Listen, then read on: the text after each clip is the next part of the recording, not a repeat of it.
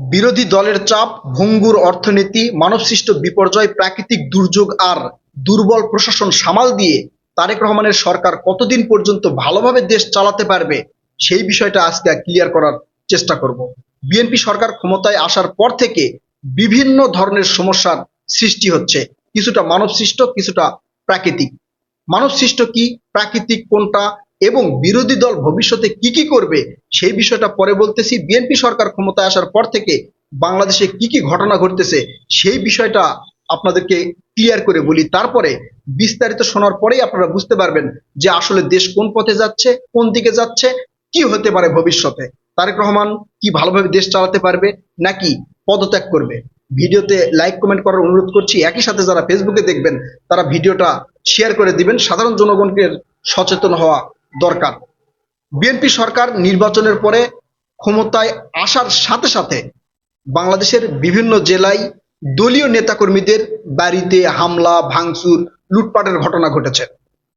এই লুটপাট বা মারামারি, হানাহানির ভিতরে কিছুটা আছে মানে বিরোধী দল জামাত, এনসিপি, বিএনপি, আবার কিছুটা আছে বিএনপির অন্দর কোন দল। এগুলো কাটিয়ে উঠতে না উঠতেই শুরু হলো ইরান ইসরায়েল যুদ্ধ। ইরান ইসরায়েল যুদ্ধের ফলে বাংলাদেশের তেল সংকট চরম পর্যায়ে পৌঁছে গেল। এই জ্বালানি সংকটে মানুষ অতিষ্ঠ হয়ে গেল। তেল পাম্পে গেলে ঘন্টার পর ঘন্টা, দিনের পর দিন লাইন দিয়ে থাকার পরেও 200 টাকার তেল পেত না। যদিও বিএনপির মন্ত্রী বা বিএনপির শীর্ষ নেতাদের পক্ষ থেকে নানান ধরনের বক্তব্য দেওয়া হয়েছে যে বাংলাদেশে কোনো ধরনের তেল সংকট নাই, জ্বালানি সংকট নাই। তো তেল সংকট, জ্বালানি সংকট যদি না থেকে থাকে তাহলে তেলের পাম্পে কেন এই দীর্ঘ লাইন, 200 টাকার বেশি তেল পাচ্ছে না, তেল পাম্প বন্ধ হয়ে যাচ্ছে, এই নিয়ে নানা ধরনের আলোচনা সমালোচনা শুরু হলো। বিরোধী দলের পক্ষ থেকে নানা ধরনের বক্তব্য দেওয়া হলো। তবে সবচেয়ে আশ্চর্যজনক বিষয়, তেলের দাম বাড়ার সাথে সাথে তেল পাম্প একদম খালি। 2 মিনিটের মধ্যে তেল পাচ্ছে, ইচ্ছা মতো তেল কিনে নিতে পারতেছে। একটা বিষয় চিন্তা করেন, তেলের দাম বাড়ার আগে যেখানে লাইন দিয়ে তেল পাওয়া যেত না, তেলের দাম বাড়ার সাথে সাথে সেখান থেকে উধাও ওই বাইক চালক, ড্রাইভার যারা আছে সব উধাও হয়ে গেল। তার মানে সবাই তেল পাচ্ছে। এর মধ্যে কিছুটা প্রশাসন অভিযান চালিয়ে দেখলেন যে কারো টয়লেটে, বাথরুমে, ঘরের ভিতরে তেল মজুত করে রাখছে। তেলের দাম বৃদ্ধি পাওয়ার সাথে সাথে এই যে তেল নেওয়ার যে চাপ, এটা কমে যাওয়ার কারণ কি? নিশ্চয় এটা মানব সৃষ্ট দুর্ভোগ। পিছন থেকে কেউ কলকাঠি নেড়েছে, হয় ব্যবসায়ীরা এটা করেছে, অথবা ক্ষমতাসীন কেউ এটা করেছে, অথবা মানে তেলের সাপ্লাই কোনো কারণে সমস্যা ছিল বা বন্ধ ছিল। কারণ ক্ষমতাসীন দল, এমপি, মন্ত্রীদের কথাবার্তা শুনলে বাংলাদেশের জ্বালানি সংকট তখনও ছিল না, এখনো নাই। সমস্যা ছিল শুধু তেল দেওয়া নেওয়া নিয়ে। এরপরে সমস্যা হলো গ্যাসের। গ্যাসের দাম বৃদ্ধি পেল, হঠাৎ করে গ্যাস সংকট, গ্যাসের দাম বৃদ্ধি পেল। গ্যাসের দাম বৃদ্ধি পাওয়ার পরে এখন গ্যাস সংকট খুব একটা নাই। এরপরে আপনার কি হলো? বিদ্যুৎ সংকট, বিদ্যুৎ নাই, হঠাৎ করে বিদ্যুৎ নেই, মানে ঘন্টার পর ঘন্টা লোডশেডিং। এখন পর্যন্ত ঘন্টার পর ঘন্টা লোডশেডিং। মাঝে মাঝে শোনা যাচ্ছে অমুক বিদ্যুৎ কেন্দ্র বন্ধ হয়ে যাচ্ছে, অমুক বিদ্যুৎ কেন্দ্র বন্ধ হয়ে যাচ্ছে। এই সকল সংকটের কারণ কি? ইরান ইসরায়েল যুদ্ধের কারণে বাংলাদেশের জ্বালানি সংকট, এটা বিরোধী দল তারাও বলেছে। তাহলে সমস্যাটা কোথায়, কি কারণে এই অবস্থাগুলোর মধ্যে আমাদেরকে পড়তে হচ্ছে?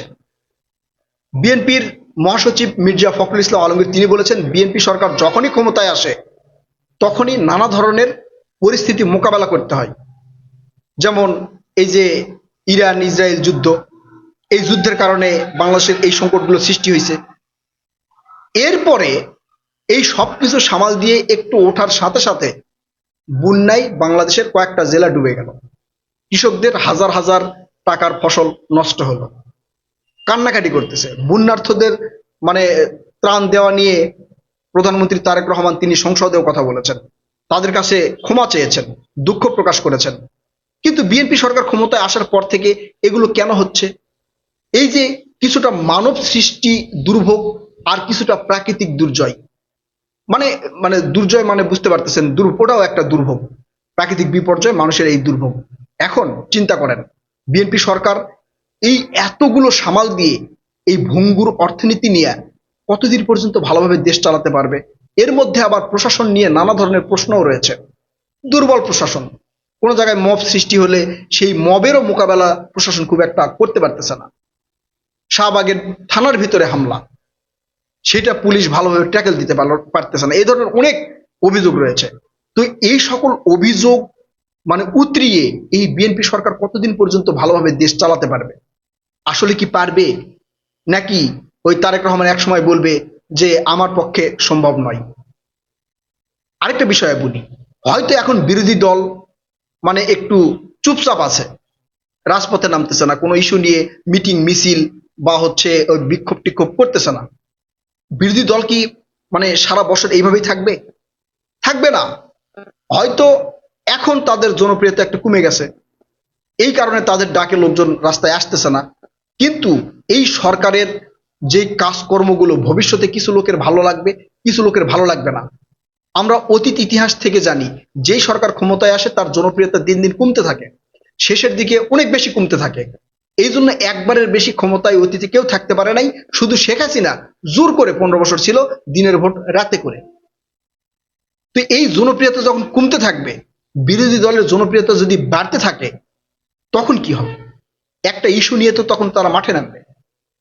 তখন কিভাবে সামাল দিবে যদি এই প্রশাসন এইভাবেই দুর্বল থাকে?